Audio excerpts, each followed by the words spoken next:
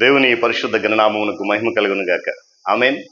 క్రీస్తునందు ప్రియులారా, దేవుడు తన మహాకృపను బట్టి మరొక నూతన ఉదయకాలంలో వేకువని రీతిగా ఆయన పాద సముఖములో చేరి ఆయన నామాన్ని స్తుతించి ఆరాధించగలిగేటువంటి చక్కటి ధన్యత, విలువైన శ్రేష్టమైన సమయం మనకు అనుగ్రహించారు. అందుని బట్టి ప్రభు ఉన్నతమైన గణనామమునకు ఘనత కలుగును గాక.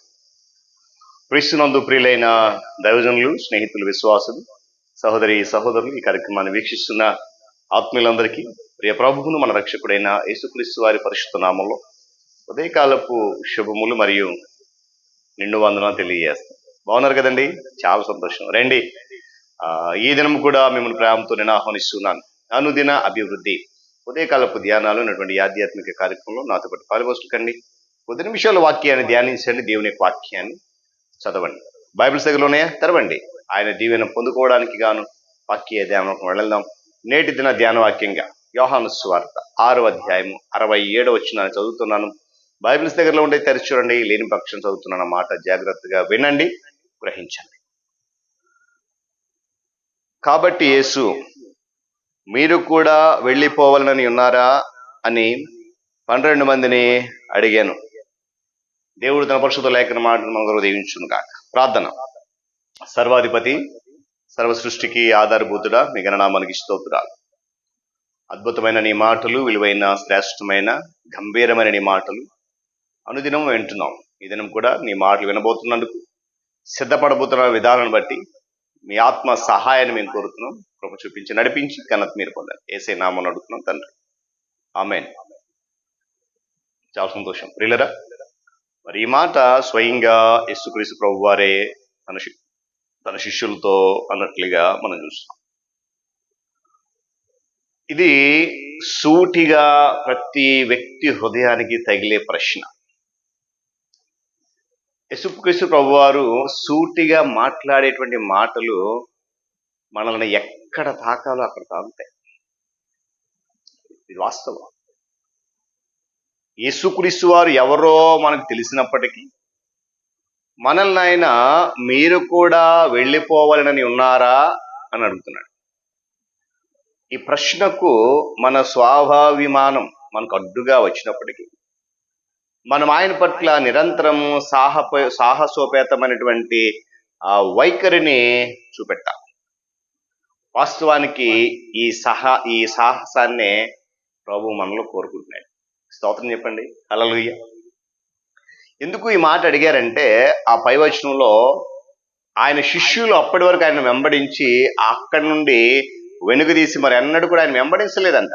అందుకే మిగిలిన వారు కూడా అడుగుతున్నాడు ఆయన, అయ్యా మీరు కూడా వెళ్ళిపోతారా?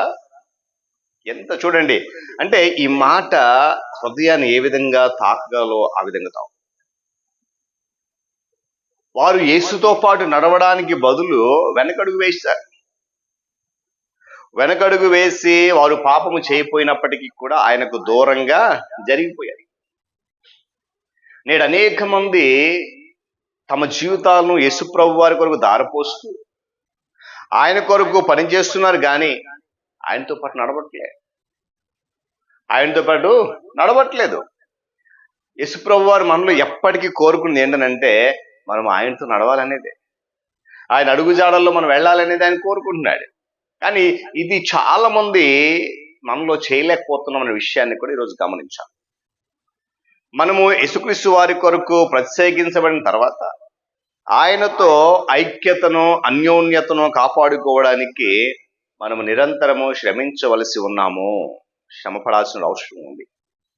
ఆ ఐక్యతను కాపాడుకోవాలి, ఆ అన్యోన్యతను కాపాడుకోవాలి, ఆ పరిశుద్ధతను కాపాడుకోవాలి, ఆ విశ్వాసాన్ని కాపాడుకోవాలి, ఆ యొక్క ఆధ్యాత్మిక జీవిత విధానాన్ని కాపాడుకోవాలి. ఎందుకో తెలుసా? అది ఆయన వాటినే మనం కోరుకుంటాం. ఎందుకంటే పిల్లరా, మనము చేసేటువంటి సాధనతో ఇక అవసరం ఉండదు. ఎందుకో తెలుసా? దేవుడు తన చిత్తాన్ని నీకు వెల్లడి చేసి నిశ్చయపరిచినప్పుడు, ఆయన చిత్తం ఏంటో నీకు విడమర్చి చెప్పినప్పుడు ఏమండి, మనం ఆయనతో ఐక్యతను, అన్యోన్యతను కాపాడుకోవడానికి చేసేటువంటి సాధన అవసరం. అది తెలియకపోతే ఆ ఐక్యతను కాపాడుకోవడానికి మనం సాధన చేయాలి. కానీ ఆయన ఎలా ఉండాలి అని దానికి వివరించినప్పుడు సాధన అవసరం లేదు. ఇక మనం చేయాల్సింది ఏంటంటే పూర్తిగా యేసుక్రీస్తు ప్రభువారి మీద ఆధారపడి ఏ భేషాజయాలు లేకుండా జీవించడం మాత్రమే చేయాలి. స్తోత్రం చెప్పండి కదా, హల్లెలూయా. ఏమండి, ఎందుకంటే ఆయన మార్గములో కాకుండా మరొక మార్గములో నడుస్తూ వేరొక త్రోవలో నువ్వు నీ ప్రయాణం చేస్తూ ఆయనతోనే ఉన్నాననుకోకు, అది కేవలం భ్రమ. ఆయన మార్గం అంటే ఆయన పట్ల అచంచలమైన భక్తి విశ్వాసాలు చూపాలి. ఆయన మార్గం అంటే అచంచలమైనటువంటి విశ్వాసము, విధేయత, శ్రద్ధ మనలో ఉండాలి. అది ఆయన పట్ల చూపించాలి. మనం ముందున్నటువంటి అనిశ్చయతలని మనం ఏమాత్రము లెక్క చేయకపోవడమే ఆయనతో నడవడంలో ఉన్నటువంటి రహస్యం. ముందు చాలా విషయాలు ఉన్నాయి, చాలా ప్రతికూల పరిస్థితులు ఉన్నాయి. నీ ముందు అనిశ్చయత అనేది నెలకొంది, నిశ్చయత లేదు, ఏం చేయాలో తెలియదు, ఆలోచన రావట్లేదు. వాటన్నిటినీ కూడా నువ్వు లెక్క చేయకపోతే అదే ఆయనతో నడవడంలో రహస్యం. గుర్తుపెట్టుకో ప్రియ విశ్వాసం. యువత కలిసి దేవుని బిడ్డలు గమనించాను, యేసుప్రభు వారు లోకానికి రక్షణ ఇస్తాడని, మనకు కూడా రక్షణ ఇస్తాడని మాత్రమే ఏమండి గమనించాడు. ఈ వచ్చిన భాగాల్లో పేతురు గ్రహించాడు, లోకమందరికీ ఆయన రక్షణ ఇచ్చాడు, నన్ను కూడా రక్షణలోకి నడిపించాడు. చాలా శ్రేష్టమైన మాటలు గ్రహించగలిగాడు పేతురు భక్తుడు.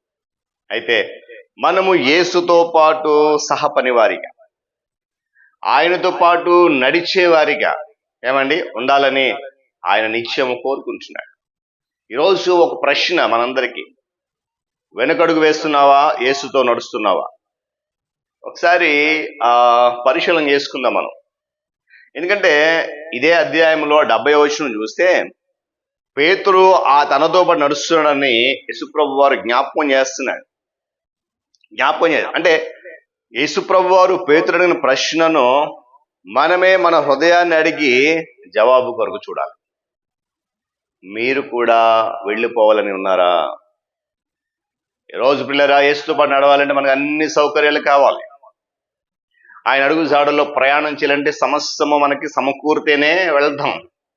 నాకు అది లేదు, ఇది లేదు, సౌకర్యాలు లేకపోతే వెళ్ళాం. అందుకే అంటున్నాడు ఆయన, మీరు కూడా వెళ్ళిపోవాలని ఉన్నారా? జాగ్రత్త. కాబట్టి మరి ఈరోజు వెనకడుగు వేయడానికి ఇష్టపడుతున్నామా, యేసుతో నడవడానికి ఇష్టపడుతున్నామా? ఒకసారి మనల్ని మనం ప్రశ్నించుకుని ఆ ప్రశ్న జవాబు కొరకు ప్రభుని అడుగుదాం. ఎందుకంటే నేను ప్రారంభంలో చెప్పాను, సూటిగా హృదయానికి తగిలే ప్రశ్న, హృదయాన్ని కదిలించేటువంటి ప్రశ్న, హృదయాన్ని మార్చగలిగేటువంటి ప్రశ్న. కనుక ఈ ప్రశ్నకు జవాబు పరిశుద్ధాత్మ ద్వారా ప్రభుని అడుగుదాం, జవాబు పొందుకుందాం. తద్వారా నిశ్చయతతో ఆయనతో పాటు నడవడానికి ఇష్టపడదాం. దేవుడి మాటలు మన కొరకు దీవించును కాక. ప్రార్థన. మహాగణుడ, మహోన్నతుడ, ప్రేమగల మా తండ్రి, మీకు వందనాలు. మరొకసారి నీ మాటల చేత మమ్మల్ని బలపరిచారు. నిజమే, నీ సన్నిధి మాతో ఉంచి నీ కృపలో జ్ఞాపకం చేసుకున్నందుకు స్తుతులు చెల్లిస్తున్నాం. నీ సన్నిధి కాంతిలో బలపరుస్తున్నందుకు వందనాలు. నిశ్చితానుసారంగా ఈ కార్యక్రమం నడిపిస్తున్నందుకు, నిశ్చితాన్ని మాకు తెలియజేస్తున్నందుకు స్తుతులు చెల్లిస్తూ, నిశ్చితానుసారంగా నడవడానికి ఈ కార్యక్రమాన్ని బలపరచమని, పాల్గొన్న బిడ్డలందరినీ అత్యధికంగా ఆధ్యాత్మికంగా బలపరుచు, స్థిరపరచి సమస్తమైనటువంటి మహిమ, ఘనత, ప్రభావాలు మీరే పొందమని నీ ప్రియకుమారుడు మా రక్షకుడైన యేసయ్య శక్తిగల నామంలో ఈ మనవి సమర్పిస్తున్నాను మా తండ్రి. ఆమేన్. ప్రియక దేవుని దీవెన, ఆయన సన్నిధి కాపుదల సదాకాలం మనందరికీ తోడేండి నడిపించును గాక. ఆమేన్.